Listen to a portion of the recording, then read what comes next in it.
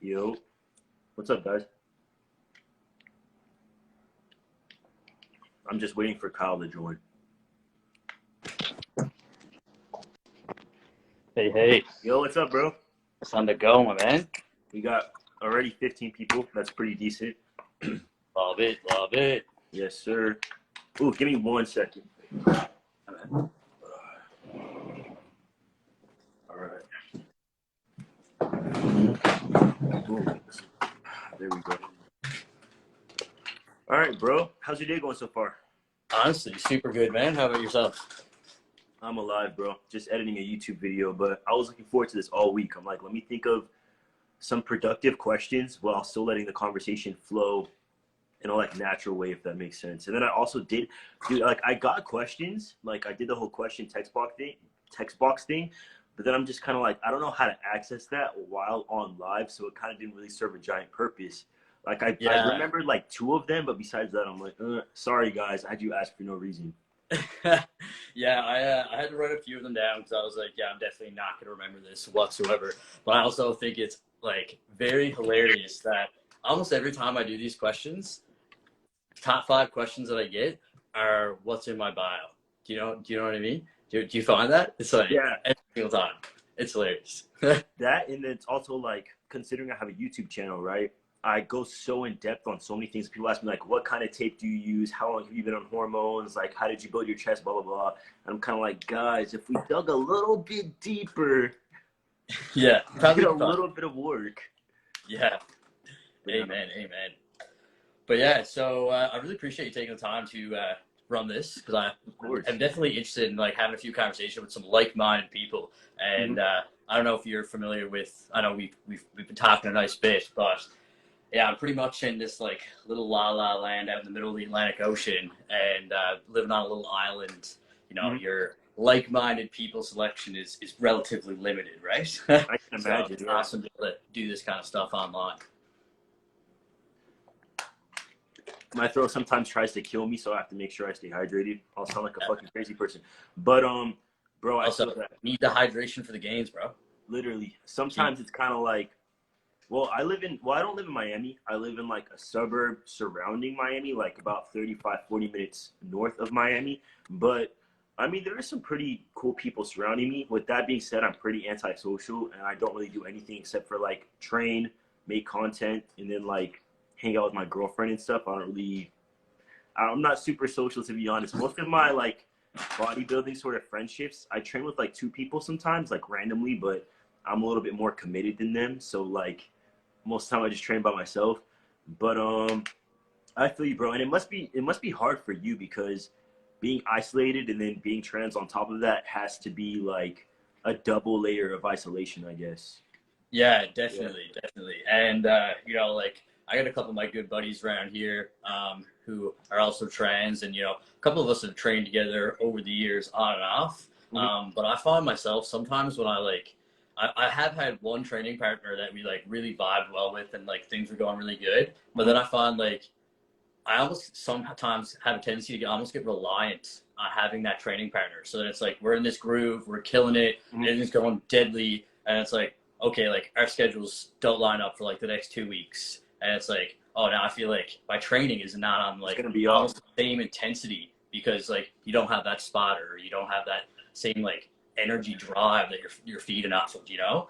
So over the past couple of months, I've actually just like been training completely on my own because then I feel like I can just like control every aspect that's going into my training days. You know what I mean? That does make sense. I've never, not to be a dick, because I have trained with one guy like somewhat consistently within the past year. I'd say like maybe like 3 times a month, if that. But I always find that I'm one of those people when I train, like I'm like the guy who's like fighting demons type of shit. Like I grunt and shit. Like I push out a last rep and people would think like, yo, he's gonna die. And I'll just go for it, like no spot, no nothing, because I don't know, like I kind of like to train hardcore. And I find a lot of people don't really train like that, or at least not the people that I've come across. Even in the gym, sometimes I'm like looking maybe for somebody to train with, and I don't really see people going like balls to the wall. And I'm kind of like, I don't like to be in a situation where, let me not read these questions right now. I don't like to be in a situation where I'm sort of pushing other people and I'm not really receiving anything from that. Like I'm not on the clock right now. Like I'm not trying to coach you. I'm just trying to like get the gains by my own self. You know what I mean? So it's kind of like I have to find. It's really hard, and there's like a lot of bodybuilder type folks. I don't think any of them are like pros or anything, but guys who are fucking bigger than me that train in the gym, and I'm kind of like, dog, like I don't get how you're so big, and I literally train harder than you. Like I don't understand it. Like maybe they did go hard at some point, and now they've just kind of taken their foot off the gas. But I don't know. It's kind of hard to see. Maybe it's also the gym I'm at, but like I said, like they're bigger guys. I don't know, but it just seems like people don't really train like psychopaths. I don't know. I'm sure they do in other places, but yeah, no, I totally hear what you're saying. And you know, like I feel like that drive and that intensity is like something that you can develop. Mhm. But at the end of the day, like I feel like that's a very personal thing, you know? It has to be personal. Mm-hmm. Yeah, exactly. And like growing up, like I played a lot of all-star competitive sports. Like I was very involved with a lot of, you know, contact sports growing up. So I always had that like competitive drive, but also like that I don't use this word in a negative way, but like almost that aggressive competitiveness. And I feel like that aggressiveness then like translated into how I train in the gym. You know what I mean? And I feel like for years. There's literally a wind blower right outside my fucking door. Like he's literally blowing wind underneath my door. It feels like a personal attack. Yeah. Okay, he's passing by. Every time I try to film and do shit, there's always random stuff. There's kids yelling at the pool and everything. It's kind of fucking annoying. Okay, I think homeboy's good. Anyway, I feel you on that though, like, cause I grew up playing. It sounds like he's doubling back, motherfucker. I'm on a live. Anyways, I feel you on that. I didn't grow up playing contact sports. I grew up playing basketball and soccer. Soccer, I made it a little contacty, but it's not really. Honestly, I would say I played ball too, and I would say that that's definitely a contact sport. I don't know if I got more concussions in basketball or hockey. Seriously, in basketball, you got concussions? Oh, so many. What position did you play? So I was actually point guard, but so like I'm only like 5'6", but when I graduated high school, I was like 5'2". So I was actually probably about like I'm gonna say like 104 pounds when I graduated high school. So like I was very small human being. I had a little growth spurt after high school. God bless. But I feel like because I was so aggressive, I was really fast and I was really small, but I also had a bit of a mouth on me when I was playing sports. So granted, I probably earned a few of those concussions. So you're like an and one type of person, like going hard in the paint type shit.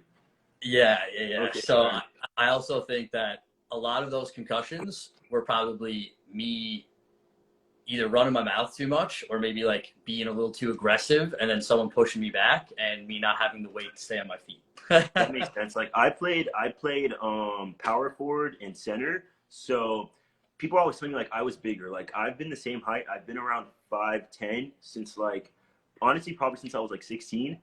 And obviously I was a girl, woo. So amongst girls, and then I was kind of chunky a little bit at that. So my coach would always tell me like, yo, like go harder, box them out harder, bump with your butt, shit like that. And I would kind of be like, I don't want to be here. Like I feel uncomfortable in my body. You know what I mean? So like I was like literally the opposite of you, but I was way less aggressive. So in every single aspect, I was the opposite of you. Yeah, but, that's hilarious. Let's see what's up with, I saw some questions here. Hey bro. Yeah, honestly, I've been really bad at paying attention to this right now. Are you trying to get top surgery? This is actually a good topic. Because your results, bro, are fucking immaculate. And the thing with, I found, because you had keyhole, right? I did have keyhole, yeah. And the thing with that is sometimes keyhole, like right after the surgery, it can look kind of off. But the more you fill out your chest, the way better it looks. And over time, it's like, damn, like that's a really good result. You get what I'm saying? So I don't think I can get keyhole. I don't think I would fit the sort of necessities or requirements for a keyhole just because, and people always tell me this, and since as someone who's had keyhole, maybe you could like fill in the other question I have about this is like, once you get to a certain point, you've essentially like not trained the fat away, but you know, kind of disperse the fat throughout your chest, right? And then I sort of have like a little fat at the bottom, but at a certain point, it's also glands and not just fat. Am I correct in saying that? 100%, bro. So 100%. it's like you can only train so much before it gets to the point where like, okay, this isn't really something that I can control. With that being said, once they would remove that aspect, all that's left there is the loose skin, yeah? And that's something that if you were to get keyhole, they can't just pop your nipple on top of like a fold of loose skin. Am I correct in that? So Yeah. that's where the whole getting the scars has to come from, because they're essentially getting rid of that loose skin and then creating a seam. So hopefully there's only 16 people on this, but people ask me that all the time, like, oh, just get a keyhole. Why are you waiting so long? Blah, blah, blah. And I'm like, just because I look like I have a small chest to you, that doesn't mean that like I would fit the requirements to get keyhole essentially. But I don't know, bro. I think your results are super cool. It's sort of like seeing results like yours, not to shit on anybody, but it kind of makes me feel a little bit better about like, because initially I didn't really want top surgery at all, but then I started to see more people who had better results, if that makes sense. And I was sort of like, okay, like this could be a reality for me. So like, what was your whole with top surgery? Like, Sorry, how long I did you, missed. What was that how last long, thing you just said? what was your experience with top surgery? Like, how long did you wait until you got it, and then, like the consultation and all that? Yeah, so honestly, my journey to getting top surgery was a very long one. So I actually, this is one of my questions that I got in one of the Q&As that I got. So I'll just throw this in there because just to give you a little background story of like how my transitional evolution took place. Mm-hmm. But I started transitioning back in high school, and where I live in Canada, at the time there was a lot of hoops that we had to jump through in order to actually like get diagnosed with gender dysphoria, so you could start I feel that, bro. People don't know about that anymore because they can just get testosterone online. But really quick, just to interject there, when I started testosterone, you had to go to therapy for 3 months and get a WPATH letter, and I finessed that by going through Planned Parenthood. But a lot of people don't know about like the whole gatekeeping shit because they just get their testosterone online. But continue. Yeah, exactly, right? So back when I started transitioning, I had began the process of like the therapy side of things in 2011, and at that point in time you actually had to do a full year of therapy before you could get fully assessed. So yeah, so I was starting this process at 15, but they were like, okay, like you actually in this country can't do anything medically on your own until you're 16. So basically you can start your therapy and we'll figure out exactly what's going on with you, and then by the time that I had done that year of therapy, then I could start my hormones. So that was all fantastic. So I started my hormones in 2013, and that was like literally obviously the best thing that ever happened to me. And then at that same time I was signed off and went through all the other hoops to get my surgery approved and all that jazz. And now I had to pay for it out of my pocket, so I was saving up for it over a long period of time. And you know, as life happens, shit comes up. You know, surgeries aren't cheap. So, you know, no, they're not. Yeah, and I was kicked out when I was 17 years old. I actually got home from my very first doctor's appointment after getting my first shot of testosterone. And I remember I got out of school. I was in high school at the time.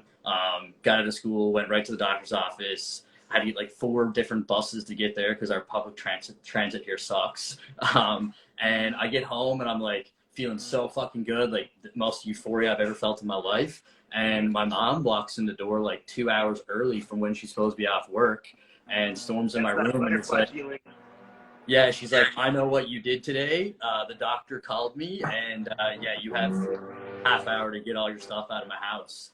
And I was just in shock, essentially. So she was like, yeah, take whatever you want with you or I'm going to throw it out or burn it. And I was just like, all right, well, I guess I'm going, 17 years old. Here we go. Let's figure it out. Holy shit. So there was like a lot of learning and a lot of hardships that happened in the beginning of my years of my transition because I like lost the entire support of my whole family and was like essentially disowned. And at this point in time in my life, like obviously like I was going through a lot, but society here on this small little island was very behind the times, and I was just basically like this freak that nobody understood, and like there was like maybe 2 or 3 trans guys in my community that were 100% stealth because it was just not safe to be an open trans individual in this area. So yeah, so I've actually been like in my younger years like was like assaulted, jumped, like followed around. Like it was pretty insane, honestly. Now, fast forward multiple years later, we've had lots of development, and things have obviously progressed phenomenally.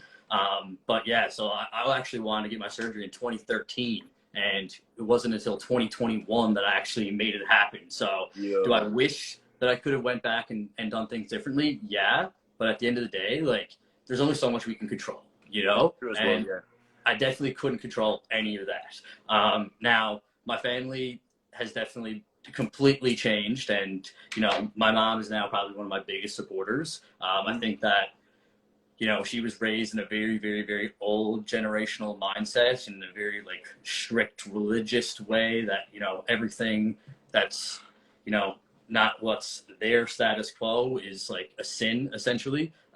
But, you know, now things have been completely different. Like my family's fantastic. Like all my family's super supportive. And, you know, that I think would have been the biggest thing that would have changed everything about my transition, would have been my parents being supportive in the earlier stages. Because like when you first transition, that's not when you have the confidence. That's not when you feel actually comfortable in your skin. I didn't get my like 2 weeks into testosterone and be like, oh yeah, I totally feel great now. No, that shit takes time. And those are the important times to like have the support around you. But it was like, it wasn't until they seen me happy, they seen me confident, they seen me being successful, that they then accepted it. You know what I mean? And it's kind of like, I don't really need anything from you at this point. I needed your support earlier and you weren't there for me. So it's kind of hard to like not feel jaded in that sense, I'm assuming. Yeah, man. A little bit, for sure. And my thing is like, something similar happened to me. Not as far as like, I'll burn your shit, because that's fucking nuts. But my mom left when I was about 16, 17. Like I had just turned 17. And then at that point I was like stuck with my dad. And then there was like a whole bunch of like family shit going on then, but my dad has always been like, oh, why do you want to be a boy? Why are you going to the boys section? Why are you doing this? Why are you doing that? Why are you being such a fucking freak? And when my mom left, she was sort of like the only barrier between us two. So it kind of just made shit go like absolutely insane. So when I was 20, I believe, like I just turned 20, I was like feeling absolutely disgusting. Like I was binding, and I was just trying to start testosterone. I was like thinking, can I start testosterone without my dad knowing all that? And I always get DMs about that.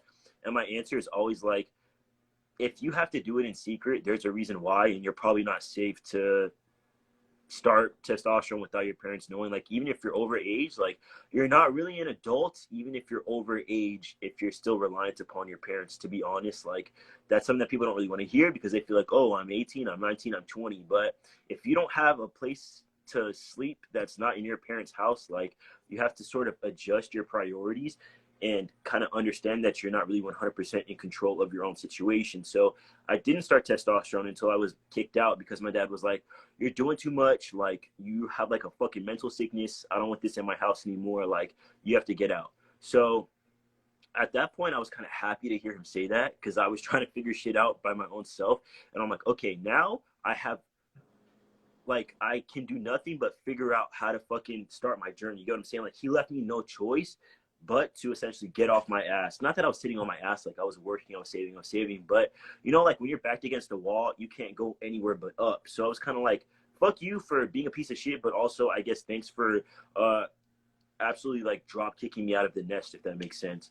And also I was 20, considering that you were 17, like I'm kind of feeling like, thanks dad, you gave me like 3 extra years, I guess. Yeah, and you know, like I'd say like there was times when I was like 18 working 2 jobs, and sometimes it would come down to, okay, am I gonna buy my testosterone this month, or am I gonna have gas for the last week to get to work, or am I gonna be walking 2 hours to and from work? Well, you know what? I need testosterone, so I guess that's it. Or sometimes be like, yeah, okay, a month in between. There was times that I slept in my car for 2 weeks because I didn't have the option of getting a spot sooner than I could get one, you know? And like, I don't think anybody who's finding themselves, or, you know, I don't believe that when we're 17, 18, 19 years old that you're even an adult. Like, yeah, technically you're of age, not, bro. But I'm sorry, like until you hit like you're almost like your mid-20s, like you're not even like fully there to like even like all your coping mechanisms, your brain development, like everything, you know? And Even like, some people who are in their 30s still act like fucking children. So I feel yeah, that exactly. it's such a thing of like, you feel, and this is the thing, right? You feel like I'm a fucking grown up. I'm an adult. I can do anything. It's a trick, bro. It's a trick. Like Yeah. like it's good to feel like you can do everything because it's gonna make you, I guess, more positive and have more of a brighter outlook on whatever your situation is. But you're right about the whole coping mechanisms thing because it's like I've always been very mindful of how I approach like the world around me and like my girlfriend or like having friends and stuff like that because I grew up in like a very aggressive, abusive, like just fucking psychotic household. So I've always been like, oh, like I don't want to be like that. Like I don't want to hit my girlfriend. Like as simple as that sounds, it's something that I have to actively kind of work through. Like, oh, I don't want to do drugs. I don't want to drink every fucking day. So those are things that a lot of people, like a lot of like two of my best friends who also are trans, they grew up in very similar situations than me, but they have a very different life at this point because they were not very mindful of how to unlearn those things that they saw growing up. So I don't know, bro. It's really what you're saying is really correct. Like, especially your situation, not that it's like a comparison or anything like that, but I always sort of feel like people who go through more shit have a little bit more, and this is gonna make me sound like a fucking idiot, like right now to some people, but if the shoe fits sort of situation, like if you go through a little bit more, you have a little bit more perseverance for some situations, and like, okay, like if your car breaks down on the side of the road, you'll be like, okay, how can I figure this out? How do I fix the situation? Whereas somebody who's never really been through anything, they might have a total mental breakdown in that moment. Like for like small things, like I've seen it, bro. Like I've seen people who have not been through anything have a small inconvenience happen for them and they act like the universe is collapsing. And I'm like, Yeah. oh, you've never had to deal with anything. And it's sort of like, I don't know, bro. It's just like, it kind of feels like hell when you're going through the situation, like your parents kicking you out and all of that. But looking back, as much as we wish things could have been different, I'm sure it added to like your drive and your motivation and your like, I guess a chip on your shoulder sort of thing. Yeah, 100%, man. And like, you know, like you just said, like deal with more shit.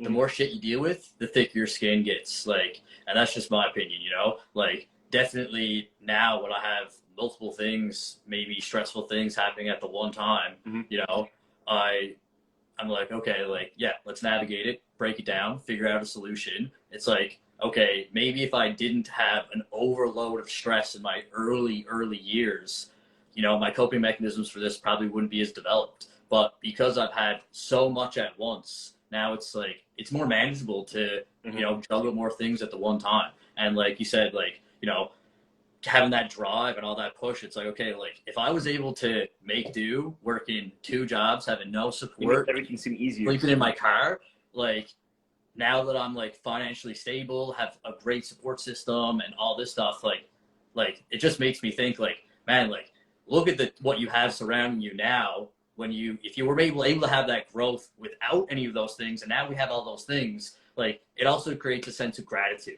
for where you are now. That's You know? true as well, yeah. My thing is, I almost go backwards, and I was just talking to one of my subscribers about this, that I almost feel like I had more of a drive and more of like an attack, like, okay, waking up, like, what am I going to do today? How am I going to, you know, add to my goal? Like, just, I feel like I almost had more of a hunger before I was in such control of my life and before I had such a stable situation that I'm constantly trying to put myself in like, not like crazy things, just like, okay, now I want to upload YouTube videos 2 times a week. Okay, now I want to post 2 reels and 1 post a day, a week, instead of like obviously trying to challenge myself, because I do feel like once you start hitting your stride in life, or at least for myself, I found this, everybody's different, but I found myself coasting at a certain point, and I was just kind of like, oh, I don't want to just sit back and enjoy right now. Like, it's still time to build, if that makes sense. And I definitely feel like I was more hungry before I started testosterone, like before I was comfortable in my living situation, all of that. I sort of felt like I was more driven, like more like, okay, what the fuck can I do?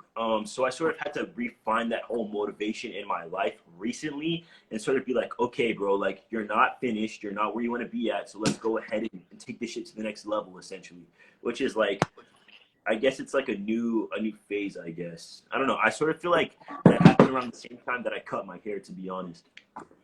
Yeah. Sorry, I'm moving around so much here, man. My phone's dying here. I was out for a hike before I did this, and I think I was using my phone a little too much because we're running out of battery here. But yeah, good over here. had to plug us in so we wouldn't lose you.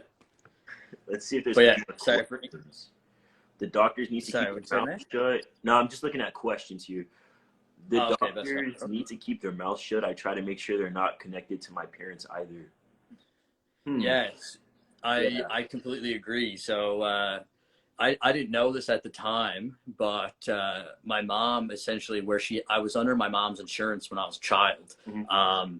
She had essentially, in a sense, had permission to call about my prescriptions, which if they were being put through insurance, which I never put two and two together. That makes so sense. I think that they're talking about how when I started my hormones, my mom came back and was like, "Oh, I know what you did today."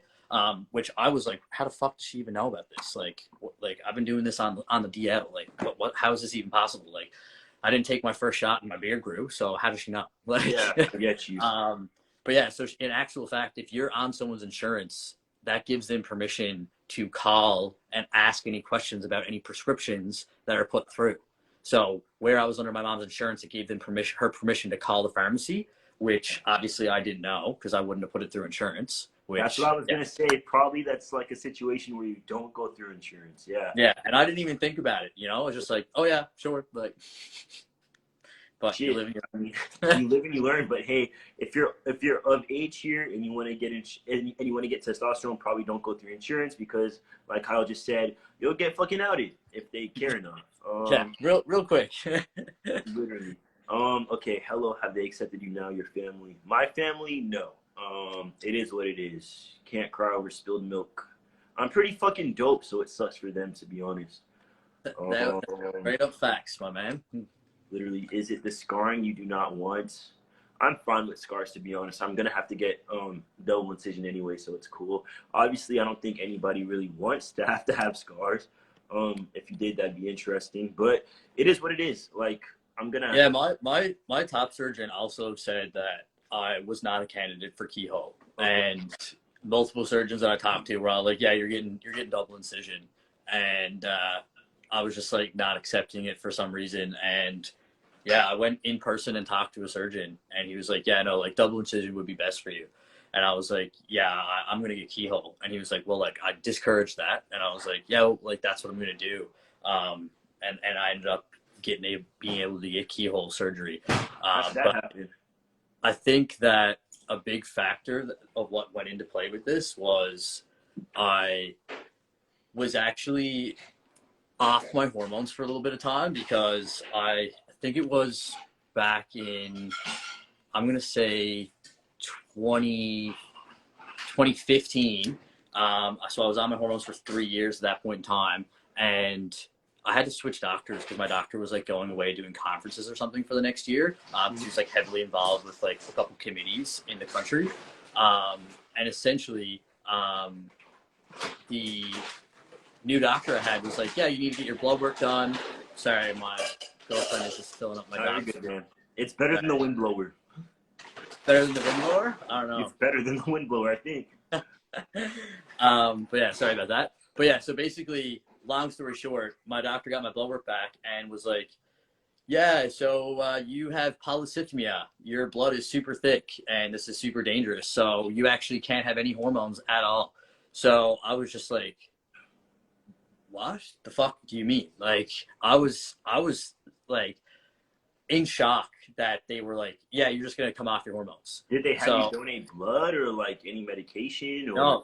No, not a thing. There was like no hormones. So me being relatively young still, I was only like 19 at the time. I was like, oh my gosh, like they were like, "Yeah, you're like at super high risk of a heart attack. Like, this is super dangerous." Now, granted, being where I am, there's not as much, let's say, awareness in this area, or maybe like education surrounding specifically trans people. But yeah, so like their first reaction was like no hormones. So I actually got taken off my hormones for like almost 18 months. And I was like reaching out to other doctors, like other places in the country, being like, like I'm really unwell. Like I really don't feel okay. Like I was regressing my transition. Like I tried and started my hormones when I was 17.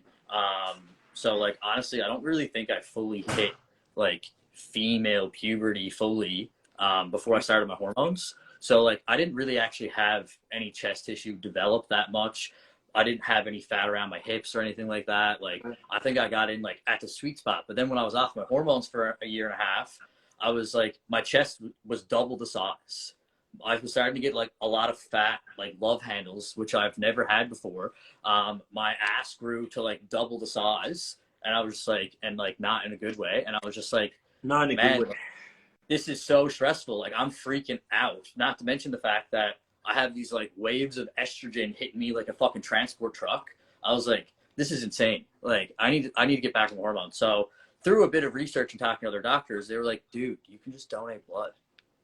Yeah, and I was like, that was my first initial thought. Like, you donate blood when that happens, and if yeah, anything, could lower your dose a little bit, because I wasn't at your level, but my hematocrit, hemoglobin, red blood cell count, and platelets were all super elevated.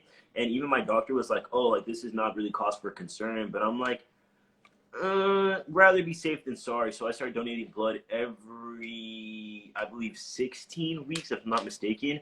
But now, I'm not gonna lie, I was eating a lot of red meat at this time, and this is also like, I wasn't super aware of like, essentially my fat intake or like anything like that. Like I was sort of like, I like steak, I want to grow, I'm gonna eat more steak.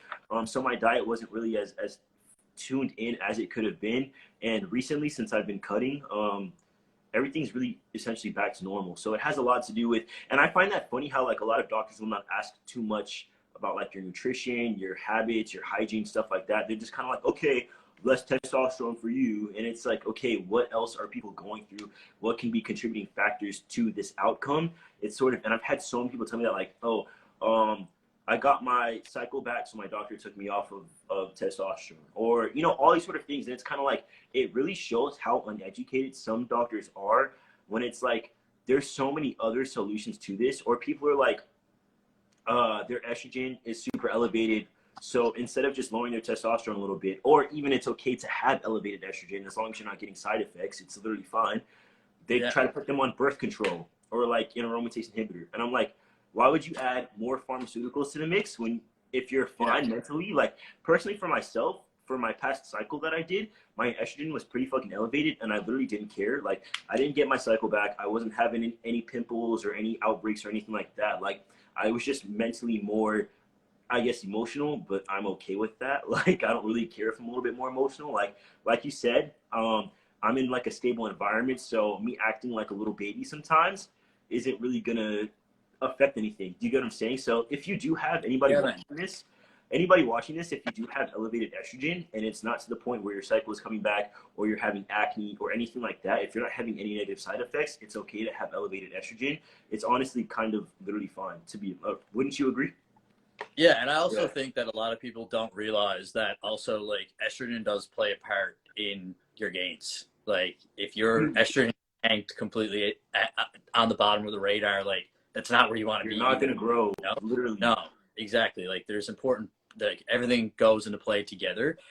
So yeah, now if you need an AI, like, yeah, okay, that makes sense. But, you know, oftentimes I think that people are probably Someone on hormone therapy shouldn't need an AI. Like definitely not. Not put, even maybe. definitely.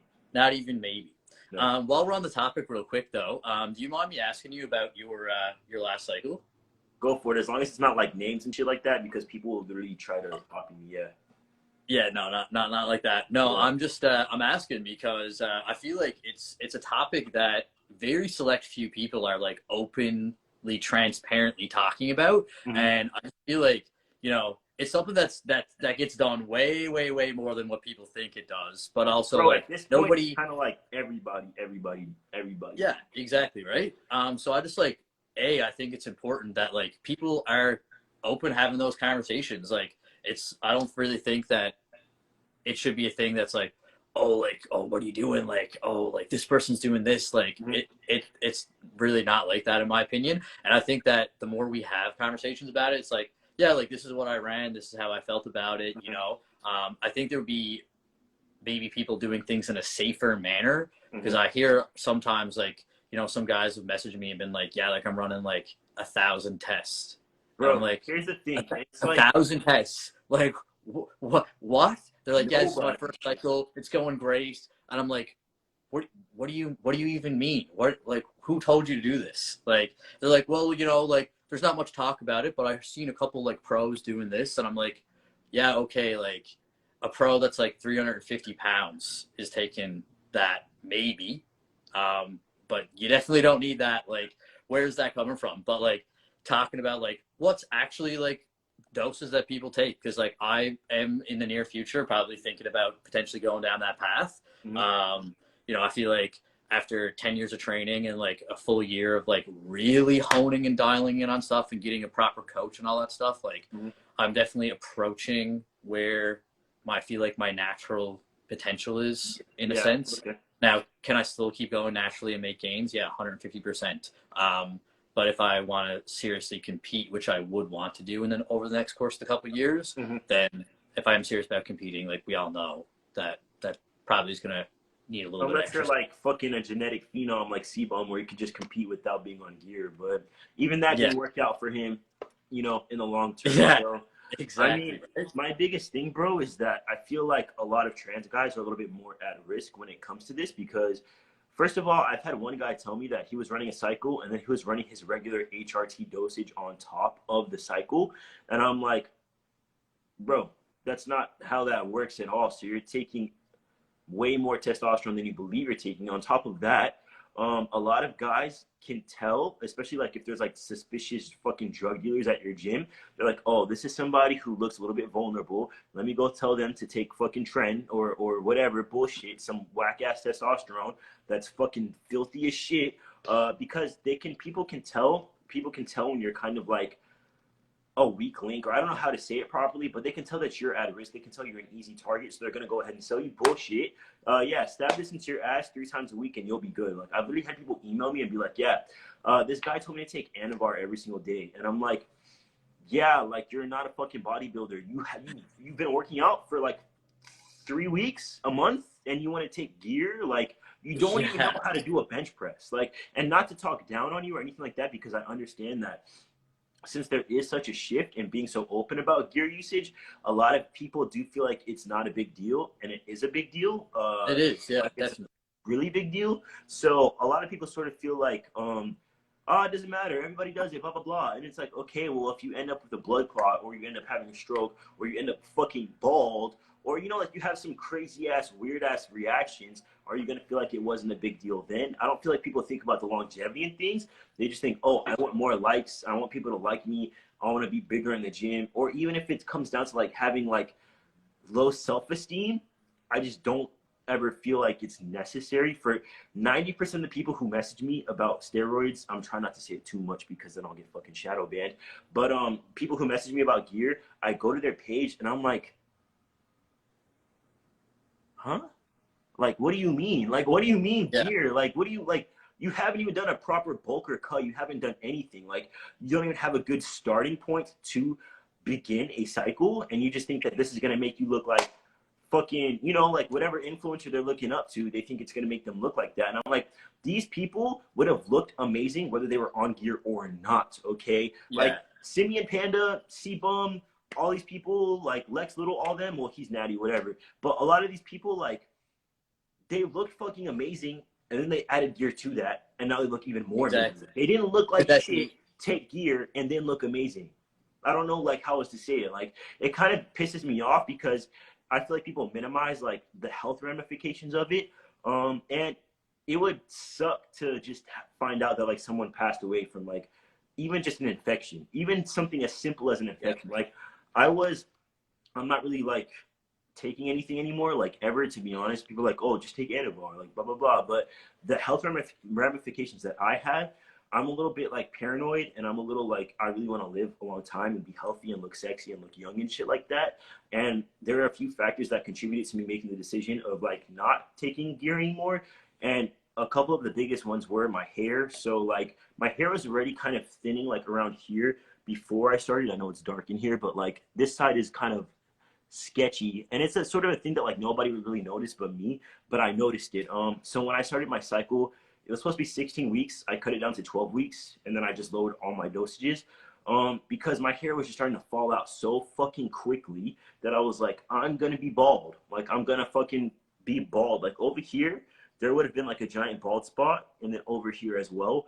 And Yeah, it's I sort of, feel. so that's something that you have to take into account, bro, because if Yeah, you're like a responder, like your DHT levels are already kind of up there, and then you add any sort of androgenic thing on top of that, your hairline is just going to leave the chat essentially, which yeah, I am not going to compete. I'm not going to compete whatsoever. Like, I just simply don't have the potential for that. So that's already one thing that I was sort of like, okay, I don't really need to take gear. Like, yeah, I'm an influencer, but honestly, you can skate by with like having abs and being somewhat swole. You don't have to be the fucking biggest motherfucker in the room to like be a personal trainer, so it's fine. And then the other thing was my blood pressure was skyrocketing. At a certain point during my cycle, my blood pressure was like 147 over like 90 something, which is fucking abysmal. And stuff like that can really lead to like blood clots and strokes and aneurysms and shit like that. So I was like, don't really like that. Yeah. And then on top of that, the amount of food you have to eat in order to grow, because I'm someone who loses weight somewhat easily, and it's kind of hard for me to grow. So when you add gear to the mix, you have to eat even more in order to see the growth that you want to see with this compound. So at a certain point, I was eating like 3,800 calories, and then I hit a plateau, so I'd have to eat more. And all of that is just so fucking disgusting. Like, it's bad on your gut, it's bad on your blood pressure, it's bad for your heart, it's just bad for you overall. So I was kind of like, and then on top of that, you feel lethargic, like you feel fat, like you don't feel attractive. You know what I mean? Like, I felt like I looked disgusting, bro. So, and then the last thing of why like I stopped was I feel like it aged me a lot. Like, I was only on cycle for about 3 months, and I feel like I look way older, like at least a year older than I looked going into it. It could just be like me and being paranoid, but I look at pictures of myself like maybe like a year and a half ago, and I look like a fucking baby, bro. Like, I look like a child. And now, like, I feel like I really look my age. And if you think about bodybuilders, like, I'm sure you follow a shit ton of pros. I think your coaches, I'm not sure though. Like, a lot of these guys look way older than their actual age. Like, most of these guys, a lot of them are still in their 20s, and they look like they're in their fucking late 30s. Like, it's very concerning. And I want to be sexy forever. Like, I don't want to be, I'm not willing to sacrifice my face and my aesthetics just to have more muscle, because I'm going to be muscular either way, if that makes sense. So yeah, man. it is a thing though. It ultimately came down to like, I'm not competing, so I don't have to be the biggest motherfucker in the room. But if you're going to compete, then overall that probably is a route that you have to take, to be honest, if you want to get anywhere, especially if you want to get your pro card. You're not going to get your pro card as an natty at this point anymore. No, definitely not. Definitely not. And like, one big thing that I think a lot of people don't consider is any form of steroid. Doesn't matter what you're taking, it's not going to do any work. It's not doing the work. No. All it's doing is it's helping you recover in a better way, in a faster way, and have more tissue develop in that same time. But at the end of the day, the only thing that's going to actually stimulate that is you training hard as fuck, consistent, and like you said, shoveling that food in your face. You know, at the end of the day, if you're not doing all those things, you can take as much steroids as you want. It's not going to fucking do anything, you know? And I think that's the issue with some of the people that are, you know, I hear some like 17, 18-year-olds wanting to run their first cycle. And like you said, like they're training, like they've been training like maybe a couple months. It's like, bro, you don't even have the basic staples solidified yet. So why are you trying to throw something else into the mix, right? That's it's not going to be beneficial for you. But if you think about it, like the big influencers that are popping off right now, at least on like my feed and my social media, it's like James English, like who the fuck else? Like pretty much everybody is openly, you know, very transparent about taking steroids. Which, okay, like I feel like it's cool to be like, you know, the whole fake natty thing was like, oh, bro, you're obviously on steroids, blah, blah, blah.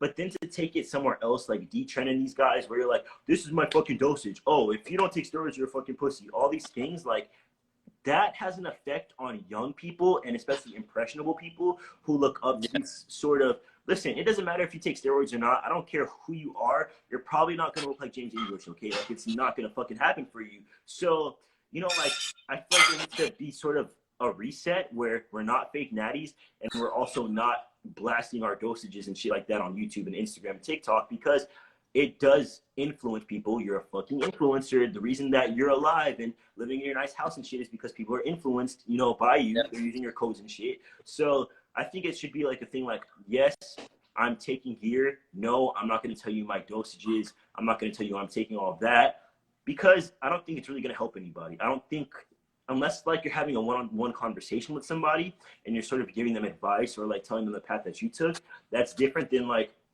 getting on TikTok and be like, yeah, this is how I looked this morning, waking up from 20 mg Anavar, this much train, blah, blah, blah. Like, you're being a dickhead, bro. Like, you're doing too much, essentially. Or at least that's my opinion. I don't like the whole hyped out gear culture, because people are impressionable, and some people who probably never would have touched steroids in their entire life are probably going to do so now because, you know, they want to look like their favorite influencer, which fucking sucks. 100%. Yeah. 100%.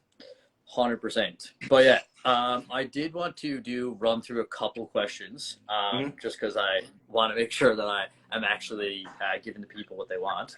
Because I did have a nice few questions in regards to how long I was training for, what I really started changing. Because I feel like I probably had a lot of followers that have been following me for like the past like 10 years, let's say, like throughout my whole transition. And a lot of people over the past year have been like, okay, like, what did you start doing differently so much? Because obviously I've made like a significant amount of gains in the past year in comparison to my first 9 years in the gym. So I just want to have like a little spiel on that if we had nothing to touch base on that last topic. No, go for it. Yeah. All right, sweet. So yeah, so obviously we touched on this a little bit earlier. Like, I played sports all growing up, and then I hit a point where I started transitioning, and it was like, okay, like I was playing female sports. Obviously I wanted to then play male sports, but they were not accepting of that. So I kind of just had this like couple-year period where I just didn't do anything. And honestly, it felt super shitty because I just had this huge void missing my life. Now I filled that in with the gym, but I was just like missing that like competitive piece, or like that like driven structure, you know, that I always had growing up with all my like fixed scheduled sport times. So I actually reached out about a year ago to a couple coaches, and I'm sure you can contest that absolute best way to really get to know your own body is hire someone who knows what the fuck they're doing, you know? And that in itself is pretty much how I made the most progress. So shout out to my coach, Morgan McDonald. He is a IFBB pro. He is absolutely phenomenal. Great guy, knows his shit, and he's also fucking huge. So that's always cool.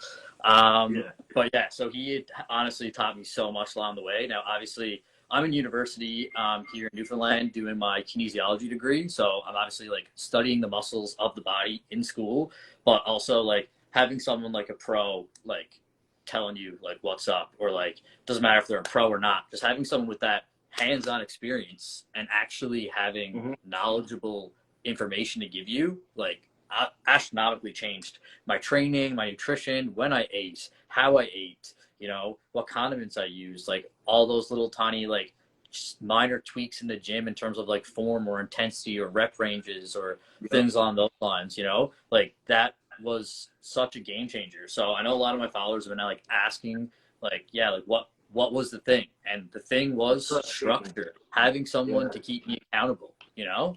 And I definitely think that anybody that's interested in doing that, like, go get yourself a coach, you know, hit up Devin, give him a shout, get it on the fucking go. But the only way to actually make it happen is by starting it, you know, and reaching out to somebody. So I just want to have that little spiel because I feel like I've been getting that question a lot. And yeah, that's exactly how I went about it. That makes a lot of sense, bro. And I always say, whenever people ask me like, oh, how long have you been working out? I always say, well, I'm coming up on 5 years now, but I always say the first 2 years that I was in the gym, I don't count it towards like my progress, because I was like walking in the gym, I'll do curls, and then I'll do this machine, I'll do that machine, then I'll do cardio, blah, blah, blah. And I did that for 2 years. And obviously like nothing happened whatsoever.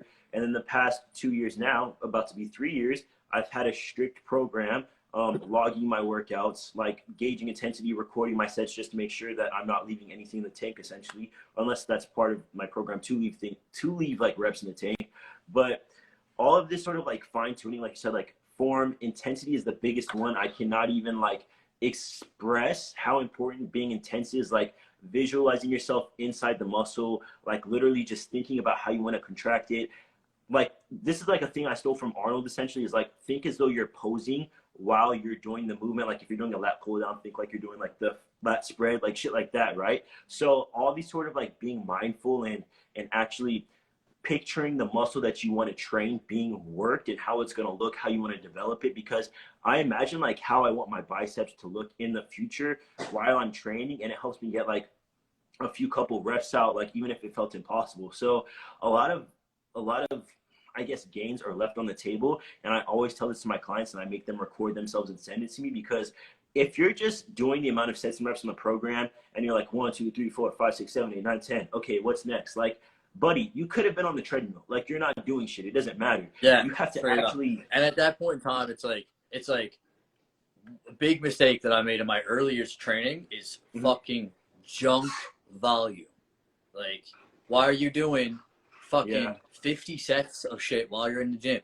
You know, do your 2 hard ass working sets, put the fucking intensity into them, stimulate the muscle, and move on. Why am I here for 15 minutes on one piece of machinery? Bro, some people, it's kind of like, do you even feel what you're doing? Like, do you feel the muscle being engaged? That's such a big thing, is like mind muscle connection, and all of these small, and it's so hard to explain this to somebody when they're like asking you via DMs, like, oh, how did you make such progress? Like, how did you blow up, blah, blah, blah. And it's sort of like, there's so many little factors that go into it that it's hard to even explain, which is why I love like having a YouTube channel, because I'm able to like have a long form, essentially, conversation and break things down. But it's sort of like all these little factors like intensity, and then on top of that, consistency. Because if you're in a place where you're only going to the gym when you feel like it, my guy, like, you're not serious. You're not serious at all whatsoever. Like, you have a program.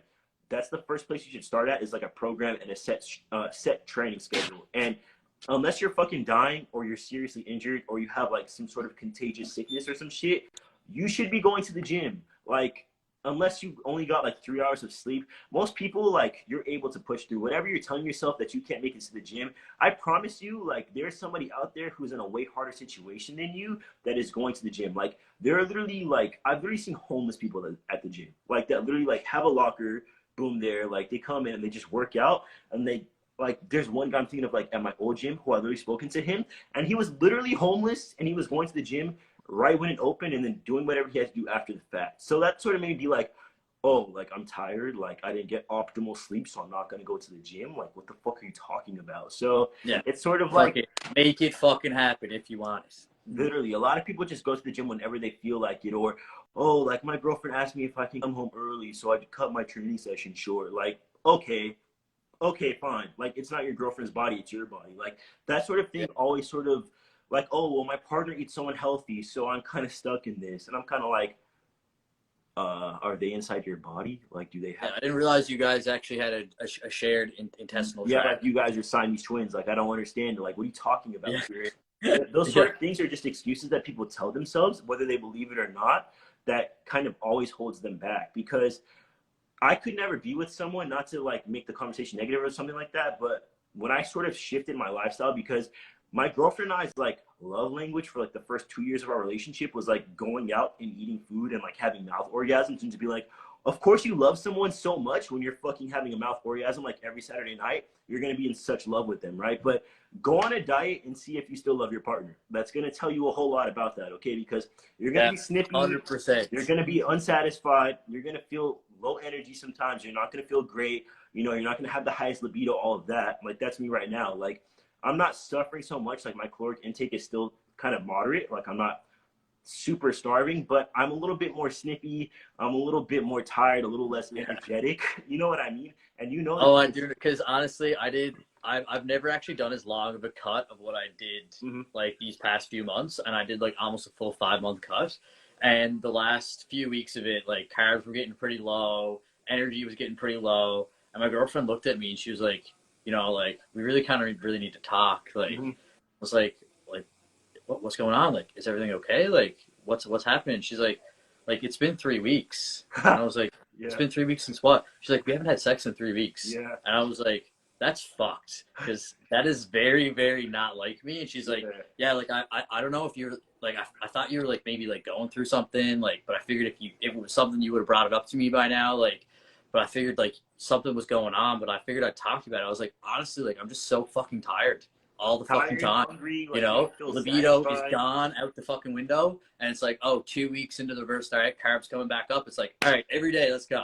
Like, you know, it's like, all right, now we're feeling good again. Dude, bro. And those are things that people don't really think about. And a big question I get also as well is like, oh, I want to be like 10% body fat. People tell me like, oh, like sometimes you're just not going to have visible abs. Like everybody is just not built to have visible abs. Some people, like I know for myself right now, I'm going to cut like essentially as low as I can get without killing myself. Like obviously I don't even have the fucking mental fortitude to get that lean, but I'm shooting for like honestly like 11-12% just because I want to see like what results I can get surgery wise. Like when I go into my consultation, I want to have like the leanest absolute chest area as possible. So that's why I'm That's sitting what I right do now. too. But typically like for the past year, I'm sitting at like 20%, and that's where my body is like, I guess at equilibrium is a way to put it.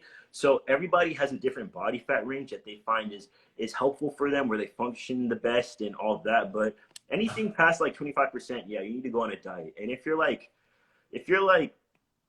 Do you like get your body fat percentage like actually done? no, I'm not gonna lie, I have not. I want to do a bod pod. I just need to find one that's near me. I've done Yeah, like 'cause, like I've actually caliber. like never in my life actually got my body fat percentage done, but yeah, I don't know, like I don't know. I feel like you've seen like a nice few of my like updates that happened at the end of my cut there. How low body fat percentage do you think that I actually got down to? Like rough estimate. So I was trying to like figure it out, and I had like literally no idea.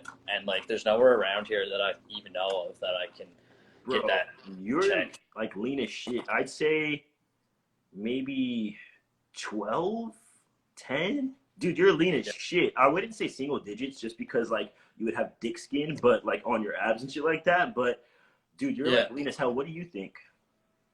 Yeah, like I don't think I broke under 10 Mhm. by any means, but like I definitely was like pretty tight skin there at the end of it. I'd say probably like 10, 11, 12. Rough estimate. But honestly, bro, I you're mean, looking lean as shit. And that's the thing is like people don't understand how your physique really comes to light, I guess, is brought out when you go on a cut. And that's the thing, like I've never done like a real cut. When I first started to gain some sort of traction on here, like I guess past like 5,000 followers, it was dude, I was sitting at like 22% body fat, and I was just figuring out how to take pictures and shit. And then I was always eating at maintenance. Like I was just always eating like 2,100 calories every day, and just eating at maintenance. And I made most of my newbie gains while eating at maintenance, and I sort of had like the whole body recomp thing and all of that. So I think a lot of people sort of overestimate the need for a bulk and a cut. If you're an absolute newbie and you're kind of like skinny fat stuff like that, start off at like a small cut just to get your insulin sensitivity going. But from there, you don't have to force feed yourself into oblivion. You can definitely make a lot of gains at maintenance within your first year of training, because like your body will use that fat, and you'll also gain muscle at the same time because it's a new yeah. stimulus. So the whole like bulking, cutting, oh my God, like listen, if you're a regular person, you have a regular ass job, like you're not an influencer, you're not competing, anything like that. You don't want to constantly be either force feeding or starving. Like you want to be able to have like a regular life where you're able to enjoy like a birthday cake at your job, or you're able to enjoy like a barbecue with your family. And most of the time that's like what maintenance is really good for. And then you just concentrate on like training hard as fuck and being consistent. And so many gains can be made within that area. And like I said, like that's where I made most of my like starter gains. And then hopefully like now within this cut, since I reached 201 peak bulk, and I was just feeling like a fucking whale. It was disgusting. But I Man, you went, put on some sick size though, man. bro, but I Like felt disgusting. And then even I more bet. so, dude, I always take walks with my girlfriend like 3 times a week around the block a few times just to get our steps in. And dude, when I was 201, I was huffing and puffing, and it's only like 2,000 steps, and I was just like, and it was just disgusting, bro. Like it's nasty. So I never want to get that Yeah. big again. Like to be honest, like I'm trying to see, maybe I'll get down to 180 with this cut. It's gonna last a little long.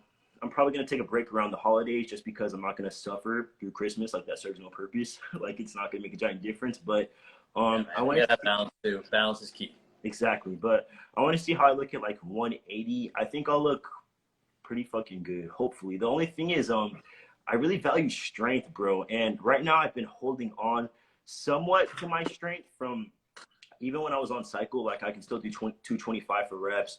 I'm making way more progress in my squat because I take it more seriously. But like the sort of big three compounds, I really value strength and like incline dumbbell press, shoulder press, shit like that. And I'm just so scared to lose that when I'm gonna get so lean. But it's things you have to sacrifice. You know what I mean?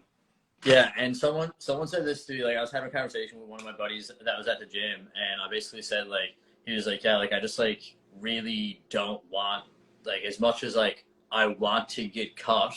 Like I see how rewarding it was for you. I just don't want to lose any of my strength.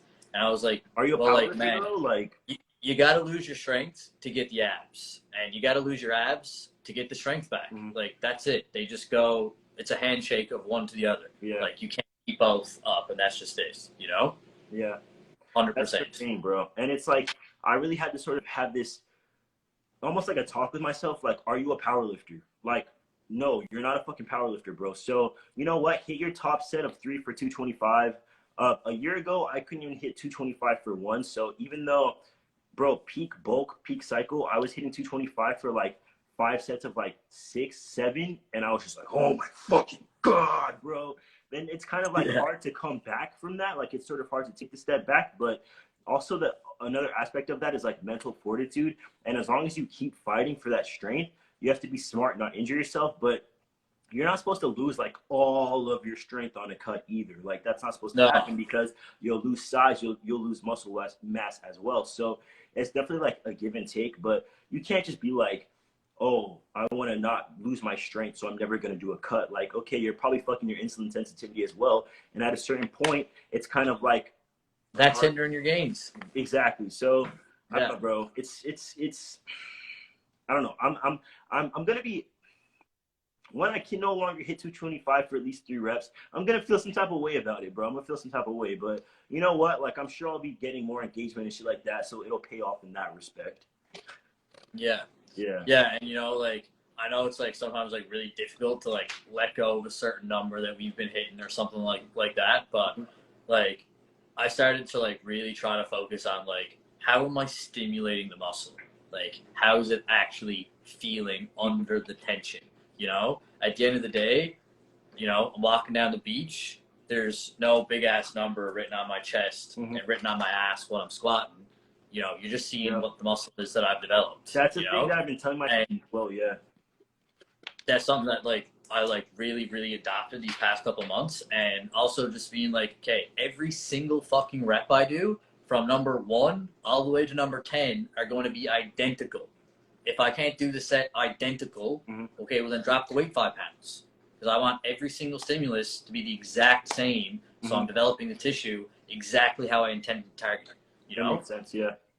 And I found that's like really, really been nice. Now, I think I adapted that mentality a little bit to like not feel like my ego was hurting so much when I was losing the strength a little bit. And it was like more mentally easier to accept the fact that like, okay, I'm dropping the weight down every few weeks. Now, was I regressing the way that I progressed? No, not whatsoever. I've had people say like, oh, like when you started cutting, like you said your strength went down a little bit. Are you just like dropping 5 pounds every week? Fuck no. I'm fighting to hold on to that weight as long as I can before I got to drop it again, right? Exactly, so when I first started cutting, I think it was like a full 3 months into my cut before I even started to actually put my weights down. And then after that, it might have been another like 4 or 5 weeks before I dropped it down again, you know? And you just fight for those reps to keep them. But if you need to go down, go down. Because at the end of the day, if I'm just throwing shit around, I'm not stimulating the muscle the same way, then I'm probably am going to lose some gains by not training the same way. You know? Well, that's the thing too, and I don't know, you've probably definitely heard this. I know I've heard a lot of people say this, like, oh, when you're bulking, you do low reps, low sets, blah, blah, blah, like strength. And then when you're cutting, you do like high volume, blah, blah, blah. And it's like, oh, that's how to look like shit 101. Like your training should essentially be pretty much the same, whether you're bulking or cutting. Obviously, you're going to be stronger in those lifts when you're cutting. But if you're someone who's like changing up your movements, you're changing up your reps and your sets when you're cutting, prepare to look like shit. Like, it's literally prepare to look like shit. Like, and your ego is going to tell you, like, oh, move from a bench press when you're bulking to a machine press when you're cutting, because like, it's easier to overload the movement. But no, like, you need to keep the same sort of stimulus and work just as hard when you're cutting. Otherwise, you're going to look like shit. And I've had so many people tell me that, like, oh, well, I'm doing a cutting workout. And I'm like, oh, cutting is only determined by your food and maybe cardio as well, obviously. But yeah, what does that have to do with your sets? your training, yeah, like, your training is not based around your nutrition. Like, they're not. What are you talking about? So if you ever hear anybody say that, like, I know there's only 9 people in here, but if y'all ever hear anybody say like a cutting workout, that's a red flag. They don't know what the fuck they're talking about. Yeah, Hundo P, your training program should always be the same. Unless a movement's really not working for you, like one specific thing you're not feeling, okay, change that one movement so we can get something that is activating the stimulus that we want. Mm-hmm. But, you know, I'm a very, very, very strong believer in find the staples that work for you and then just keep doing them. Why change something that's not broken? It doesn't make sense. That's the biggest thing. And I see so many people who maybe they're just doing it for content, but every single day they have a new reel where they're like doing a different workout. And I'm like, you look the same, bro. Like you look, not like one person in particular, but just some people. Like, what are you doing? Like, are you trying to, I don't understand what's the goal of this that you're doing here. Like, every day you're doing something new. Like, it doesn't make sense to me. You're not doing bodybuilding. You're not doing hypertrophy driven exercises. You're just like doing random shit. I don't understand. Like, it's sort of lost on me, to be honest. It's also like, how can you even track your progressive overload on a movement if you're changing the movement all the time? Like, you know, that's like, the one. How does that even make sense? Like, that's the one. 100%. 10 out of 10. I'm trying to find. I can't find any more questions, to be honest. Maybe you had some more. Yeah, I definitely had a few people asking me about like specific macros and shit like that from when I was bulking and when I was cutting. I know I tend to get those questions a nice bit. But yeah, I actually my calories got up pretty high when I was bulking last winter. That was probably like the most serious bulk I've ever done in my life. Hence the only time I've ever actually put 30 pounds on in a bulk. Now, to be fair, I think half of that weight was the muscle that I kind of lost while I was recovering from top surgery. So when I went into a bulk, I was getting old tissue back that I had already developed. That makes sense. Muscle memory. You know? But I was up to, I think it was 5,400 calories at the very, very end of my bulk. Good. So I was putting some serious food was back. that with your coach? Yeah. That's nuts, bro. Are you just like so active throughout the day? Because I know, don't you have 2 jobs, or am I mistaken? Yeah, so like I work as a lifeguard full time with like my local pool that's here. So like I teach them lessons, and like I'm like always swimming on my lunch breaks and like being pretty active with that kind of stuff. But like my other job is like teaching first aid, so like I'm pretty hands on and like up teaching in front of classes and like demonstrating stuff and stuff like that. But I also like do spend a lot of my time in the gym and like starting to do a little bit of personal training and stuff along those lines. But I'm just like so active in my day to day. Like I have a nice big Alaskan Shepherd. I'll show you guys real quick because she's absolutely precious, sleeping on the couch here from our hike this morning. You want to say hello, Snow Wave? You're nice and passed out there. But yeah, so she gets it taken out for like anywhere from like 2 to 3 hours a day. So that honestly eats up like a solid 1,500 of my calories. So that definitely goes into play with some shit. But yeah, I think it's like between like the swimming, me training for like an hour, hour and a half, hour and 45 minutes every time I'm in the gym. And I've always had a bit of a higher metabolism. Like I know I mentioned earlier, I was like 105 pounds when I graduated high school. Like I've been pretty scrawny, and I've always eaten a nice bit of food. But that was like the peak of my bulk, and to be completely honest, it was disgusting. Like I was force feeding my last meal. Not fun, bro. Like every single night I'd be going to bed like 1:30 when I'm like a 11 p.m. max kind of person. But it was just like, you know, you got to eat to grow. So I was like, fuck it. Like I'm just gonna do it. You know, if I want it bad enough, I'll make it happen. So it was a great bulk, successful bulk. Did I put on maybe a little bit too much fat in the process? Yeah, maybe. So that's data we got collected for next time. But when I was cutting, the lowest my calories went down to in my cut was like, I think 2,400. That's what I'm at right now, bro. Yeah, and I was like steady losing like 2 pounds a week at that calorie count. Same here. Yeah, but you're way more. I think that your activity day to day, and this is funny because it reminds me of one of my clients. Like, we really want him to grow, and I raise his calories by like fucking 250 every check-in, and it's like, yeah, I gain like 0.7 ounces. I'm like, motherfucker. Like, I think he does something with like he's in the army or something. I believe he's in the army, and he's like always just walking around on patrol and stuff like that. And I'm like, dog, like take a break, please, like, because you have to think about like how expensive food is as well.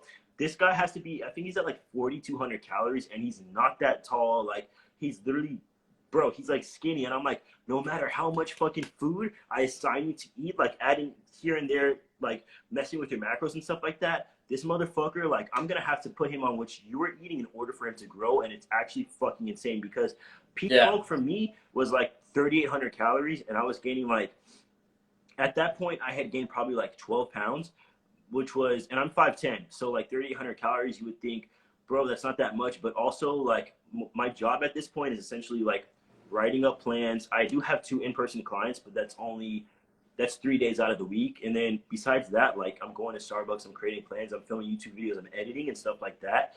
I'm not super active, to be honest, so that makes sense. So this is another thing that's important for you guys to know, everybody who's watching this, is never compare your caloric intake and your macros based on somebody else, because everybody has a different metabolism, everybody has a different day-to-day activity, like energy expenditure, even a different need. Like, when you're sitting down and you're twirling a pencil in your hand, that's part of your energy expenditure for the day. So never be like, oh, well, this guy's the same height as me, he's the same, weight as me, and he's eating X amount of calories, so that's what I should be eating. No, that's not how that works whatsoever. So even, probably this has happened to you, I'm sure. I think you said it does happen to you. It happens to me a lot, where people will ask, oh, like, how many calories are you eating? And I'm sort of like, that's irrelevant. It doesn't matter to you. Like, it simply doesn't matter. Like, we all have different bodies, different metabolisms, and different ways that our body utilizes the food that we're having. So never ask someone unless you're just curious for them. But if you want to apply the information to yourself, it doesn't matter what anybody else is eating, like whatsoever. Yeah, and another big thing is like genetics have a huge factor in this shit. So does like, where are you currently in your insulin sensitivity?